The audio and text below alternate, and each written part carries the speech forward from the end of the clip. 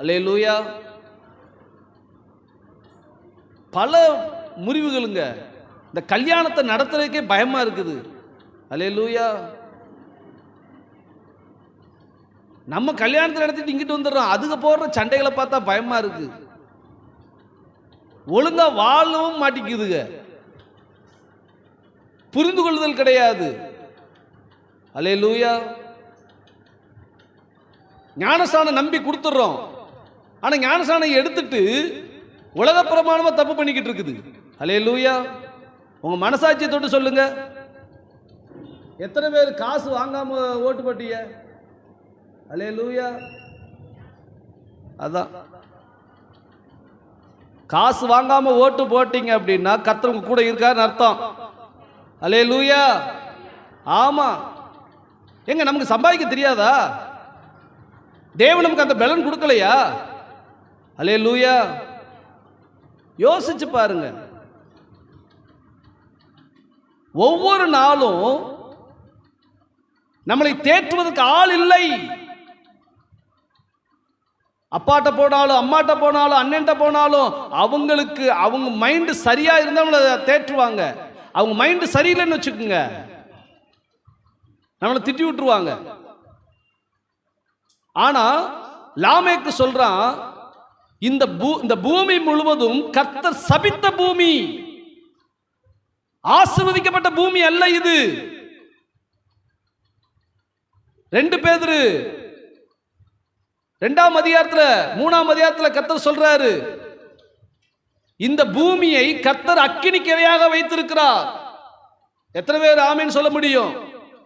அல்லேலூயாவா. அந்த வசனத்தை எடுத்து வாசிக்க வைப்போம். இந்த பூமியை கர்த்தர் அக்கினிக்கிரையாக வைத்திருக்கிறார். எடுத்து வாசிங்க.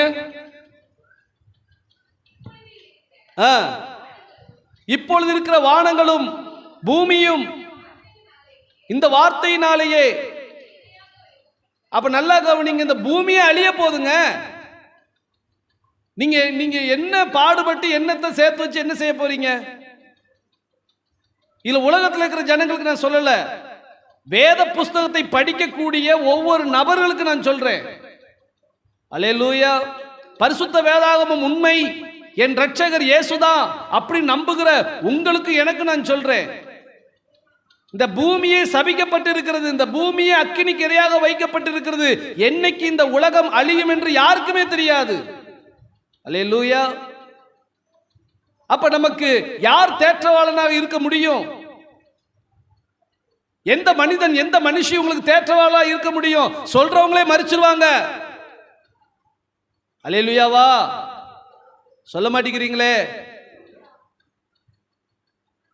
ஆனா அதே போலதான் லாமேக்கு சொல்றான், கர்த்தர் சபித்த இந்த பூமியிலே, எனக்கு உண்டான வேலையிலே, நான் படுகிற பிரயாசத்திலே என் மகன் என்னை தேற்றுவான் என்று சொல்லி அவனுக்கு நோவா என்று பெயரிடுகிறான். ஆனால் தேவனாகிய கர்த்தர் சொல்கிறார், யோவான் புஸ்தகம் 14ஆம் அதிகாரத்தில் 16ஆம் வசனம் சொல்லப்படுகிறது, நான் பிதாவை வேண்டிக் கொள்வேன். அல்லேலூயாவா. எடுத்து வாசிங்க, யோவான் 14:16. அப்பொழுது என்றென்றைக்கும் உங்களோடு கூட இருக்கும்படிக்கு சத்திய ஆவியாகிய வேறொரு தேற்றவாளனை அவர் உங்களுக்கு தந்தருளுவார். அல்லேலூயா. ஆமா. ஒவ்வொரு மனிதனுக்கும் ஒவ்வொரு மனுஷிக்கும் தேவன் தன்னுடைய ஆவியை உங்களுக்கு ஒரு தேற்றவாளனாக அனுப்புகிறார். அவங்கவுங்க பிரச்சனைய அவங்களே சால்வ் பண்ணும்படி ஒரு தேவனுடைய பிரசன்னம் இந்த காலை வேளையிலே விசுவாசிக்கிற உங்களுக்கு மேல் இறங்குகிறது. அல்லேலூயாவா. யாருக்கு தாங்க பிரச்சனை இல்லை? யார் தாங்க பொருளாதாரத்தில் குறைபாடு இல்லாம இருக்குது? இன்னைக்கு நமக்குள்ள இருக்கிற பிரச்சனைய, நமக்குள்ள இருக்கிற காரியங்களை இன்னொரு ஆள் வந்து தீர்த்து வைக்க முடியாது. அப்படியே தீர்த்து வச்சாலும் அவங்களுடைய வாழ்க்கையில் ஒரு பிரச்சனை வரும், அவங்க தனியா தான் நிற்பாங்க. இன்னைக்கு அவங்களுடைய பிரச்சனையை அவங்களே சரி பண்ணும்படி நமக்கு ஒரு தேற்றவாளன் இன்று நமக்கு உதயமாகிறார். கரங்களை தட்டி பெற்றுக்கோ. அல்லேலூயா. அல்லேலூயா. சங்கீத புஸ்தகம் 23ஆம் அதிகாரத்தில் 3, அவர் என் ஆத்துமாவை தேற்றி தம்முடைய நாமத்து நிமித்தம் என்னை நீதியின் பாதையில் நடத்துகிறார். ஹல்லேலூயா. அவர் யாரை தேற்றுறாரா? எந்த ஒரு மனுஷங்க அங்க பேர் போடல. நான் அவங்களுக்கு தேற்றுவேன் இவங்களுக்கு தேற்றுவேன்னு சொல்லல. உங்களுடைய ஆத்துமா, பக்கத்தில் பார்த்து சொல்லுங்க, உங்க ஆத்துமா, உங்க சிந்தனை. ஹல்லேலூயா. அவங்களுக்கு ஒரு சிந்தனை இருக்குதா இல்லையா? இந்த சர்ச்சில் எத்தனை பேர் கர்த்தரை என் கூட பேசுறான்னு விசுவாசிக்கிறீங்க?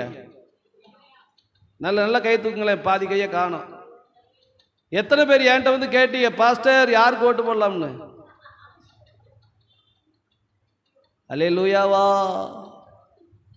நான் ஏன் உங்களுக்கு விட்டு கொடுத்தேன் தெரியுமா? உங்க சிந்தனைகள் வேற, என் சிந்தனை வேற.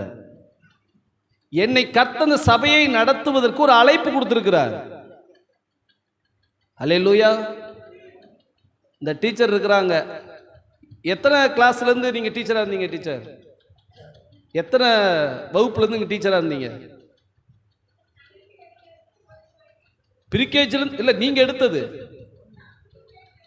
பிரிகேஜில இருந்து 12th வரைக்கும் எடுத்துட்டீங்க. நல்ல கரங்களை தட்டி கர்த்தரை மகிமைப்படுத்துவோம். அல்லேலூயா. Right, okay.